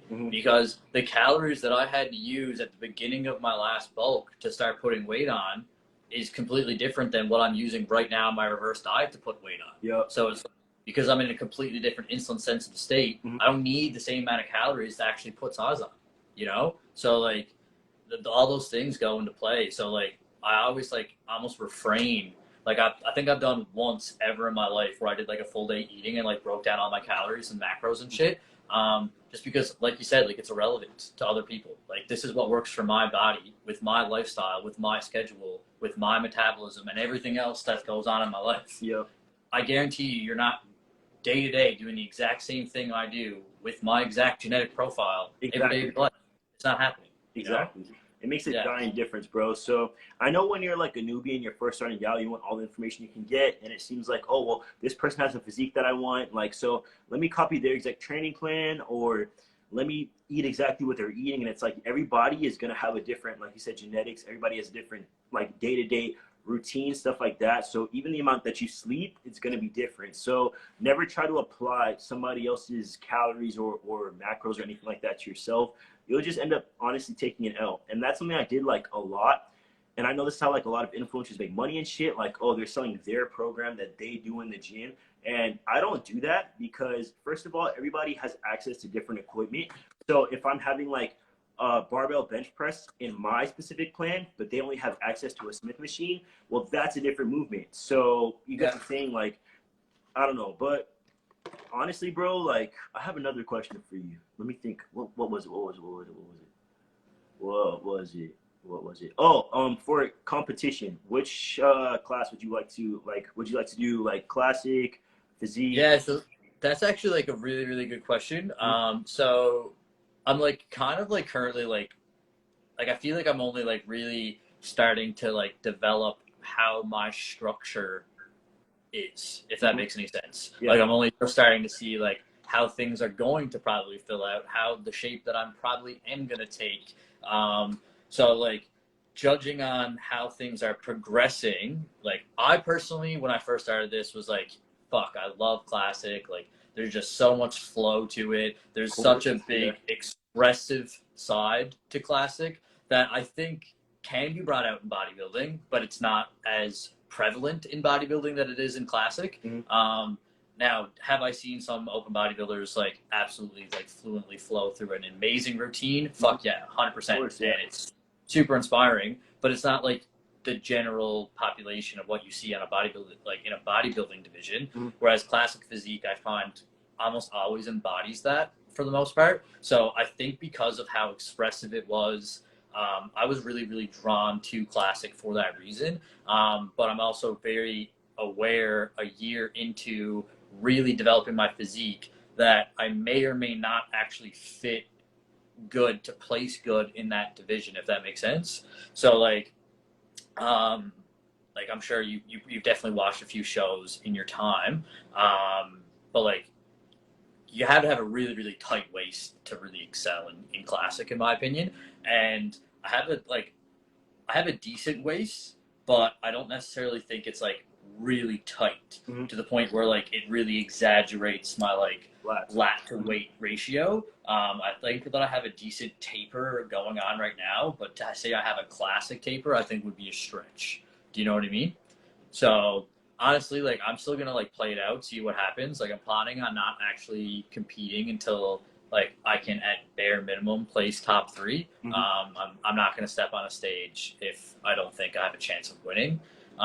Not that I'm like I won't do it if I can't win. That's not what I'm thinking. I'm just a very competitive person, and I want to do things to fucking kill it. So if that means taking another year to grow, then I'll take another year to grow. But if I'm ready next year, then I'll be getting on a stage next year for 2023. That's awesome, bro. Really gonna play it by ear. Now I know, I've asked my coach like, what division do you think I fit better in, and I think. Like he has told me that he thinks that I would be fitted better in a bodybuilding division, but I also like judging on like a lot of pros. Not that I'm saying that he does this, because I don't want to make assumptions on how he thinks, obviously. But I feel like a lot of people like almost like want their clients to compete in the divisions that they compete in. Yeah, you know what I mean? They're like a bias, yeah. It's like I'm killing this. I want my clients to kill this. Like. Not that I'm like my coach has some clients that are killing it in other divisions as well, like 100%, and he's like super pushing them to excel where they want to excel. But I think like there's always a little bit of encouragement for someone to want to do the same thing as you, if that makes any sense. It does. And I could be totally wrong, but just judging on like what I've seen. It's definitely possible. Well, shit, bro, that sounds mad exciting. Exciting. Like, what do you weigh right now? Right at this current moment, I'm 149.5. And how tall are you? I'm sure you have this in your bio. That's like one of those questions.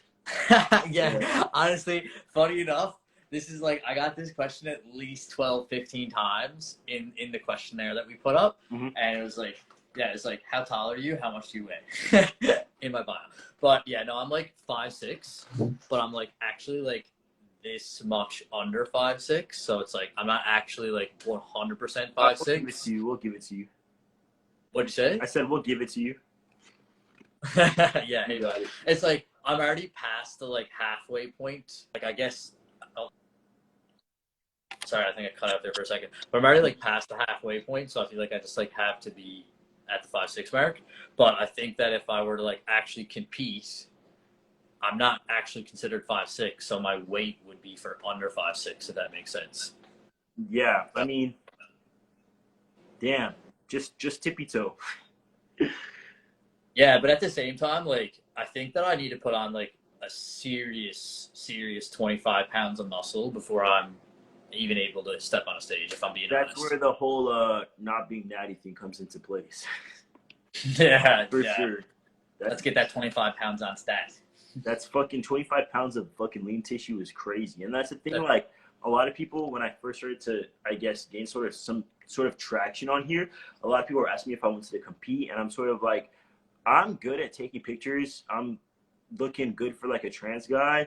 I even look good compared to, like, a lot of my cis homies or people in the gym. But for bodybuilding standards,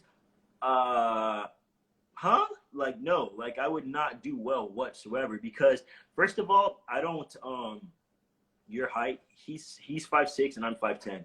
Um, I have a history of eating disorder, so I really don't like to eat a shit ton of food, force feed myself, go absolutely ham, and then do the flip side of that, which is absolutely starve yourself. That would be very bad for me mentally. And everybody's not fucking hard as shit, bro. Just fucking put in the work. Oh my god, like.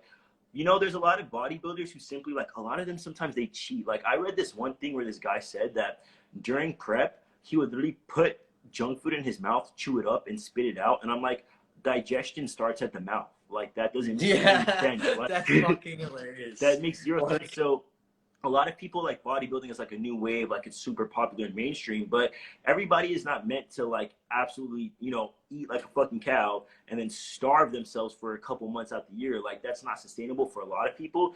And I know for myself, it would really fuck with my mental health. And to keep it a buck, I'm not going to be Mr. Olympia. I wouldn't even go pro. So for me, I don't think it would serve a purpose for me to compete. With that being said, I would probably do like a regional show just to like push myself, like maybe if I get bored in the future type of situation, just to like see if I can do it. But I would never do it with the intention of like oh my god, this is my fucking life. If I don't place number one, I'm gonna fucking kill myself. Like a lot of bodybuilders think like that, and that's why I can't really call myself a bodybuilder, to be honest. Like I would say like I'm a fitness influencer, if that makes sense, because there's definitely a clear line between the two. Yeah. Yes, sir. Definitely. And I've even heard people like who have never ever had like difficulty with like any eating disorders or anything along those lines, and after they do a prep, they do have a lot of issues with that because of like how strict you need to push yourself and almost like the mentality that you have to force yourself to be in, like nothing else fucking matters. Yeah, it really can take a toll on your mental health. Like if you're not I don't even think that you can be in like a perfect headspace to do that, but definitely got to be mindful and like be super aware of yourself if that is something that you ever want to pursue, because you're definitely dancing on the line of extremists, right? 100%. Hell yeah. Like, it's definitely, whether you're natural or you're not natural, it is not natural to push your body to 3-4% body fat. I don't care what bro, and that's the thing. And then the rebound coming off of that, I don't feel like, sometimes we just have to be honest with ourselves, right? Like I myself for a second there was like, oh, maybe I will compete, it'll be awesome, like I'm a trans guy, I'd be competing, blah blah blah. And it's like, oh, like I hate to say this, but I'll just be honest, I don't have what it takes in the term of like I don't value being a regular ass person. Like I would never get my pro card. Like I don't have the genetics for that. I'm not willing to push gear that far. It wouldn't even have that big of an effect on me too. You know what I mean? Like to reach that level. So I don't have what it takes in terms of like the genetics, or like I do have like ED mind, like in the back of my head, like even cutting right now, I have to make sure that I'm not dipping low on my calories, because my brain sort of goes into this mindset of like, oh, fucking starve yourself, you'll lose weight faster. And it's like I have to force myself to like stay within my caloric intake. So like I track very vigorously. So it's bodybuilding is fun to watch. Like I'm definitely a big consumer of like bodybuilding content and like watching these shows and stuff like that. But it's okay to really like something and like not try to partake in it, if that makes sense. It doesn't make you any less cool. Yeah, like 150%, man. 150%. Like I love watching UFC every fight night. I have no interest in getting my face beaten. Literally. Not that I think like my face is perfect, but like I have no interest in getting hit in the face. Like I have no interest in ever having another concussion in my life. So fuck no. Do I think it's one of the most entertaining sports to watch in the world? Fuck yeah. Who doesn't fucking love that shit? Well, I guess no. Like everybody has their own shit they like, but mine is UFC a lot as well. Yeah. Yeah. That's 100%. 100%. But I did want to ask you a quick question. In regards to, because I know like you've done a fantastic job, obviously in marketing yourself, but also developing your coaching, and obviously that's come with like years of work and discipline and all that jazz. But as someone who's like super interested in pursuing that line of work, like I'm currently doing my online certified personal trainer right now, because I've just had like, if I'm being honest, like I'm doing my kinesiology degree in school, so like obviously I'm interested in all this stuff, like 150%. But I've just had like so many people in the past, I'd say like 5-6 months, reach out to me on Instagram, be like, hey man, like, are you doing coaching? Like, you know, would love to, you know, get involved with some coaching and whatnot. And I was like, yeah, like honestly, like I'm so passionate about this stuff, and I really love to have like these conversations, like conversations that we have sometimes, or you know, I did a couple other like FaceTimes, not on live, but like FaceTimes with other individuals, just like talking about this kind of realm of things. But like for someone, what would be the best advice you could give to someone for someone who wants to like start off doing like online coaching? There's really two things, right? Because there's the first aspect, and I think that you have both these things, and I wouldn't say that if it wasn't true.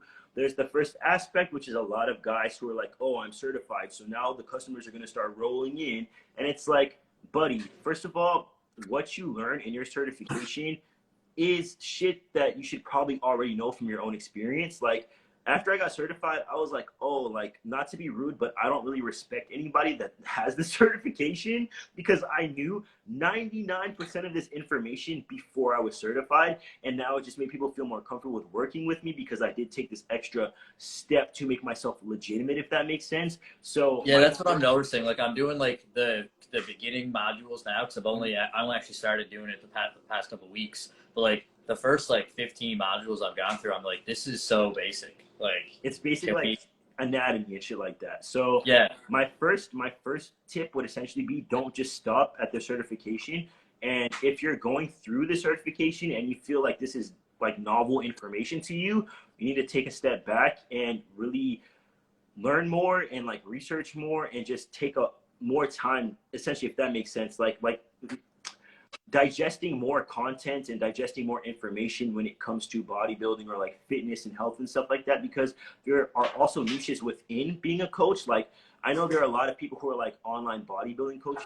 I wouldn't call myself that, because I also do in-person training, which is a whole different ball game. Like you have to figure out how people's like their body mechanics, what works for them, how to adjust movement so that they're not in pain, because some people have like erector pain, stuff like that. And if you're only used to like training people online, giving them a program, and then, you know, writing them up a meal program and then a training program, and then they have like pain somewhere, or this movement is hurting them, or, you know, like so on and so forth, you're not really going to know how to help them. So you're doing them a disservice as well as yourself by not having the full range of information to offer them, if that makes sense. So my first advice is always like, make sure that you have the experience and the knowledge beyond a certification, because in my opinion, like, you can wipe your ass with that certification, it doesn't make you a trainer. I'm sorry, like I simply don't give a fuck. Like you look in so many people's bios and you see like ISSA, NASM trainer, and it's like, oh, like this literally, I'm sorry, like this doesn't matter to you. Like I don't care. Like that doesn't make me feel like you're an actual trainer just because you've, you know, completed this course. So that's my first tip, is to make sure that your information goes beyond. Yeah, because I feel like everything that I'm learning so far, I learned years ago. You know, that's what the case should be though as well, because you should have already been applying these sort of things. Okay. The next thing is, like you said earlier, marketing. A lot of it comes down to like your personality. People are not just hiring you for your knowledge. If that was the case, they would hire a textbook. Like they want to look like you. They feel somewhat connected to your physique. They feel connected to you as a person. So that's why they'd hire you instead of somebody else. So I feel like your personality and how you put yourself out there makes a giant difference as well. Because if you're very basic, very boring, very bland, your physique is only going to get you so far. And I've made it a point to, it's very easy to write captions that are like physique update. And it's like, that's boring as fuck. Like nobody cares. Like only your coach would care about that. So even though it's hard for me sometimes to like share some of the things that I share in my captions and talk about with people in my DMs and stuff like that, like being someone open and honest about like what sets you apart from everybody else is a really big thing that makes a difference. And what else is there? I don't know, like a big thing that I didn't think about before I started having this be like my main job is how time consuming it is. And if you don't have that time to dedicate to your clients, like, dude, my phone is just ringing all day with text messages from my clients. Like, did I do this right? What squat shoes do you recommend? How do I use wrist straps? Does this meal fit my macros? I'm going to this restaurant. Here's the menu. What can I eat from it? Like all day. And if you're someone who's going to get agitated by that, or you're gonna feel like this is like, oh my God, what about me time and stuff like that? Or like, even I'll be on a date with my girlfriend and I'll be getting messages and I'm like, yeah, I have to answer this. They're paying me for my time. Like, you know what I mean? Like, I have to sort of be that person for them. You know what I'm saying? So Yeah. one thing is like, another thing is really think about like what kind of coach you want to be, because I'm not to sound like corny as fuck, but I really feel like for my clients, especially within the niche that we're in, like it's more than just here's how you do this movement, here's the food you should eat. It's also like, okay, well, you're feeling very dysphoric today, you don't feel like you can make it to the gym. How can I either mentally help you through this block or give you an alternative other than going to the gym that's still going to help you reach your goals? Like, it's a lot of give and take and working with people and meeting them where they're at and helping them see the potential within themselves. So I guess, like, I don't know if this was helpful at all, but marketing is a big thing. Like how you present yourself is a big thing. Make sure that you know like what sets you apart from everybody else and use that to your advantage. And then just having knowledge, which I feel like you have, beyond the certification. And then part of the marketing thing is you have to look the part. Like a lot of guys will DM me and they'll be like, oh, like I'm certified. Like, do you have any tips for me on being a coach? And then I look at their page and I'm like, baby, you shouldn't be giving anybody advice. Like, I hate to be a dick, but like, it's not happening. Like, would you be honest with yourself? Would you want to take advice from yourself? Like, that's just very simply put. And you could baby yourself and be like, oh, like, well, yeah, I know I'm a nice guy. Like, I have the certification, but be realistic. Would you, as a complete stranger, go to your Instagram, look at your physique, look at your content, look at your level of professionalism, and would you hire yourself? A lot of these guys should say no. And you know what? There's another aspect of as well. And I was telling my homie this. A lot of guys and people, and in our new, like, I guess the technology thing, everybody feels like because they work out and they enjoy working out, that they feel like they have to be a personal trainer. But you have to have like a very big sort of personality in order to grow and apply a service. Like, I won't put any names out there or anything like that, but I get a lot of trans guys who come to me and they're like, yeah, like I bought this plan from this guy. I hired this guy for coaching and he essentially ghosted me. Like, he was very unresponsive. Like, he didn't answer me back, anything like that. And it's like, okay, well, you have a nice physique. You gave this person their plan, but you ghosted them. And that's shitty. Like, that's really shitty. Like, your physique is not going to carry you. So I guess like it's a bunch of things, sort of like how when people ask us like, how'd you get your physique? Like, there's a lot of shit that goes into it, like a whole lot. But I guess everything like combined together. Yeah, like I guess like a big thing is just like being open to like learning always, being open to your clients and like being honest, like, and giving them your time and respect, if that makes sense. And just a big thing that I used to do when I first started coaching was I would try to put my mentality and my discipline onto them. Like, I'm very sort of like hardcore. Like, if this is my caloric intake, I'm not going to waver from it. Like, I'm always going to hit it, sort of thing. Or like, if I'm supposed to be in the gym 5 days a week and these are my movements, I'm always going to hit those movements. And everybody's not like that. And everybody doesn't need to be like that in order to reach their goals, if that makes sense. So I was really pushing the fuck, like, oh my God, like a maniac out of my clients when I first began. But now I sort of learned that everybody needs a different way of being pushed. Everybody doesn't respond to like the drill sergeant thing. So it's sort of feeling it out. Like, how do you respond? Like, what makes you feel like you have a future within your fitness goals and not just reaping results for this 3 months that we're working together and then you fall off because it wasn't sustainable, if that makes sense. 100%.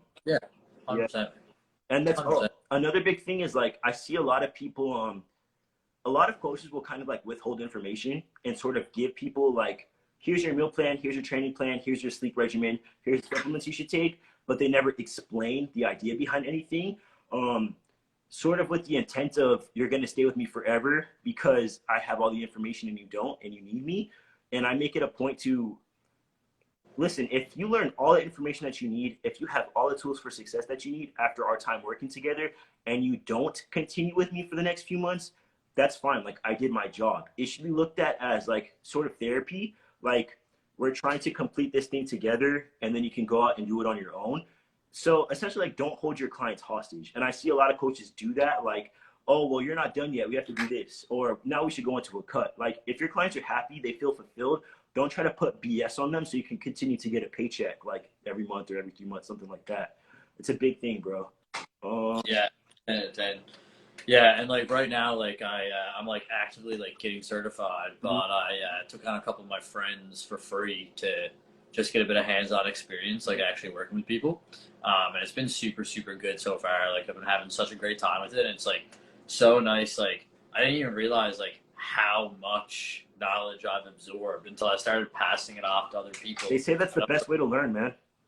Yeah, I was like, holy shit, there's actually so much in my head that I know I've learned a lot, but I haven't really took the time to reflect on how much magnitude of volume of just information I've absorbed. So it's definitely been an eye-opening moment, like being on the other side and passing that information off. But yeah, it's been a great time so far. I'm only like 6 weeks in, working with a couple people right now, but they're all killing it. So I'm super stoked. Bro, it's super gratifying. And I've seen some people say like, it's not the most financially rewarding thing working with people in person as opposed to working with them online.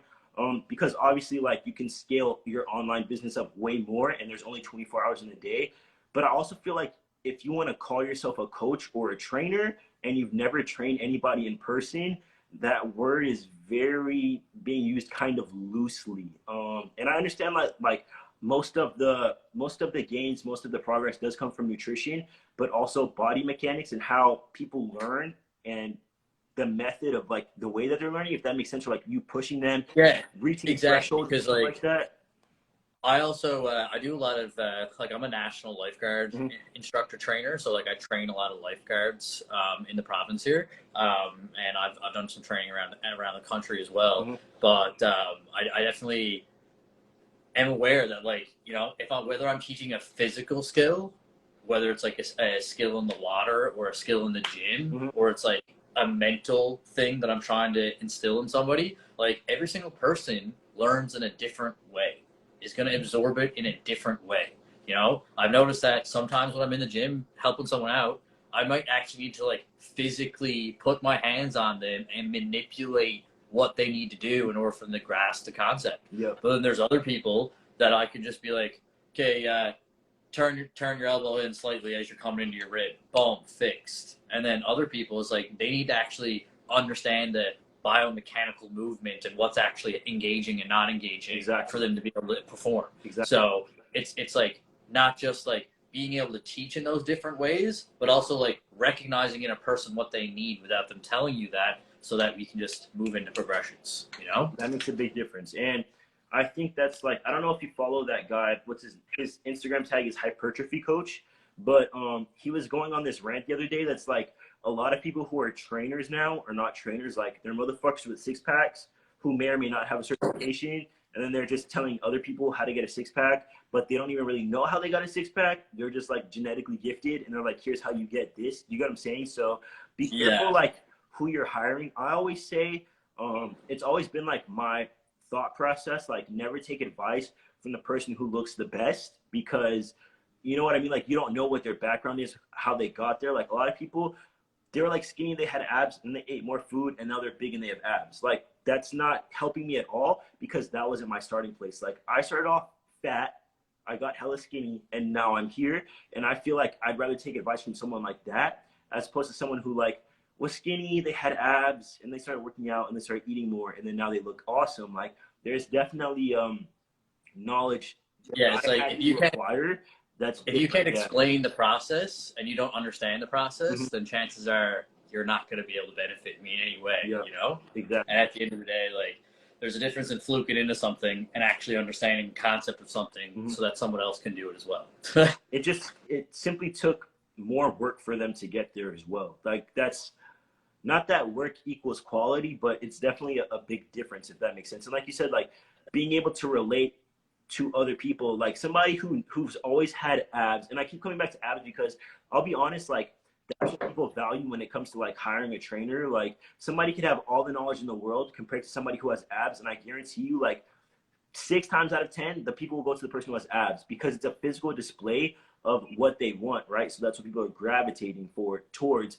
But I don't know, bro, like it just sort of a lot of it comes down to marketing. I don't know how else to say it. Yeah. I know so Yeah, many and I guys. honestly like think like when I do pursue and like want to go down this path and like actually like embark on it and start it all up, I don't think that, you know, would I love to work with people who like actually in the future like would like to like do bodybuilding? Fuck yeah, I would, because that's what I love doing myself. But at the end of the day, like if I hired a coach who's a pro bodybuilder because I want to get closer to that level of knowledge, well, then I'm not expecting that I then can train people that are above my knowledge. You know, it's more than likely that when I start to go down this path, it's going to be more like lifestyle clients because I've already mastered that level. So, and now that I'm moving up, I have more knowledge to pass downwards, and that's kind of how I see it. Now, would I love to have a couple of people be like, yeah, fuck yeah, I want to compete, like I want to do this? Yeah, totally. But I definitely understand that I would want more experience, you know, actually doing preps myself, actually running through those things myself to be able to actually pass off experienced advice onto somebody else. Now, at this point in juncture in my life, could I most definitely feel confident, like, helping someone with lifestyle goals? 150%, because I feel like I've already mastered that myself. But until I feel like I've mastered something myself, I don't really feel like not that it's a confidence piece. I think it's just like respect to them. Yeah. Respect of them, like understanding that, like, no, like, you know, if that is something that you really want, as much as I would love to help you with that, it would be better to pass you off onto somebody who would be able to better help you get those goals. You know, and I think that's an important thing of like recognizing in yourself as well where your limitations are, and that might change as time goes. But you know what I'm saying? Makes a lot of sense. All right, bro. Well, I'm good if you're good. It's getting a little hard here. I am actually. I was just about to say I have to be to work in like 15 minutes, so I'm gonna have to start out of here real quick. But this has been such a great fucking time, my man. I've really, really enjoyed this. It's been good to shoot the shit. Yes, sir. And also good to actually get a little bit of somewhat in-person conversation happening. Hey, as close as possible, I guess. Yeah, I guess I'll have to do some traveling soon. Hey. Fair enough. All right, bro. Be safe. Have a great day. Thank you guys for joining, all 10 of you. All right. I'll talk to you later, bro. Yeah, sounds good, brother. Have a great day. And have a good day, everybody. Peace out. Get your gains.